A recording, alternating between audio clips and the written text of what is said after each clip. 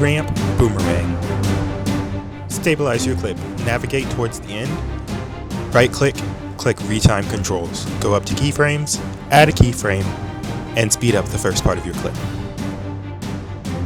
Next, click on that keyframe, hit ease in and out. Copy and paste your clip. Right-click, hit New Compound Clip, go to Speed Controls, and reverse speed. Outline.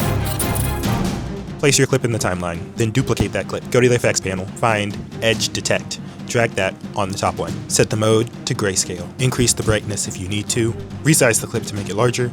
And change the composite mode to add.